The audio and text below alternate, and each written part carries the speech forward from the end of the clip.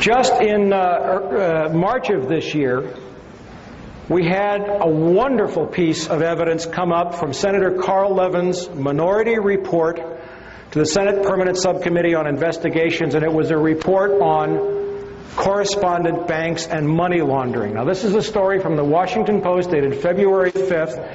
It says, inattention and disinterest by U.S. banks in screening the foreign banks they take as clients has allowed rogue foreign banks, not rogue, and their criminal clients to carry on money laundering and other criminal activity in the United States and to benefit from the protections afforded by the safety and the soundness of the U.S. banking industry, said Senator Carl Levin of Michigan. Specifically mentions J.P. Morgan Chase. On the next page, 4,000 offshore banks to launder money into the United States, $1 trillion laundered annually. That's conservative. Money laundered in which the Clinton administration declared a national security threat. Not true. It's a national asset as far as Wall Street is concerned. Carl Levin said $500 billion moved through the U.S. banking system in drug money every year. That's liquid cash. And you want to know how important liquid cash in this world? There's a saying. One of my dear friends and colleagues and mentors, Catherine Austin Fitts, is a former Assistant Secretary of Housing. She was a managing director of Dillon Reed on Wall Street. She says cash flow is everything. And in an economy that's on the verge of a major implosion, without cash flow, the crash is guaranteed. Now, CIA's role is to make sure that as much of that drug money comes through the U.S. economy as possible.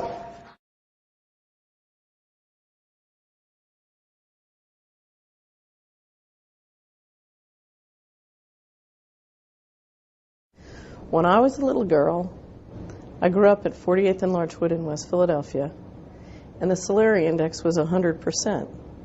The Solari Index is the index that I use to describe the well-being of a neighborhood. It's the percent of people in a neighborhood who believe that a child can leave their home, go to the nearest place to buy a popsicle, and come home alone safely. It was unthinkable that a child wasn't safe at 48th and Larchwood in West Philadelphia in the 1950s. The Solari Index was 100%, and the Dow Jones Index was probably about 500.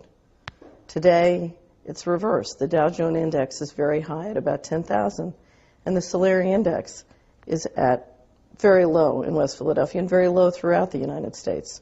And why is that? It's because one of the ways that we've financed the growth of multinational corporations and big banks and the rise of the Dow Jones is by selling narcotics to our children. It's one of the most profitable businesses in America. About a year ago, I gave a speech called How the Money Works in Organized Crime to a wonderful group of people in Philadelphia. They have a conference every year. They go off into the woods for about 3 days and talk about how they can help our culture, our world, spiritually evolve. So I gave my presentation on how the money works as organized crime, describing what is arguably the biggest, most profitable industry in the United States today.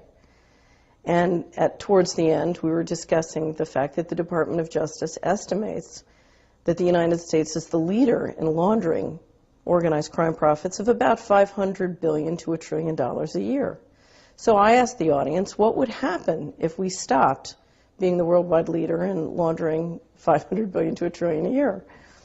And they said, well, you know, if we stopped, our mutual funds would go down in price, the stock market would crash. I said, well, what else would happen? So they said, well, you know, we might have trouble financing the government deficit because, in fact, the people who control 50 years of accumulated profits, that's a lot of capital that we need to finance our deficit. So I said, okay, well, I'll tell you what, let's pretend there's a big red button right up here on the lectern right in front of me. And if you push that button, you can stop all organized crime in America, and you can stop America laundering $500 billion to $1 trillion of organized crime profits every year. Who here will push the button? And out of 100 people, only one person would push the button. And I said, okay, so what you're saying is you want a whole armada of people to sell drugs to your children and grandchildren to keep your mutual funds up and your government checks coming? And they said, yes, that's right. Now, there are many ways to change that. There are many ways to re-engineer our financial system and our resources so that the Solari Index and the Dow Jones can be friends.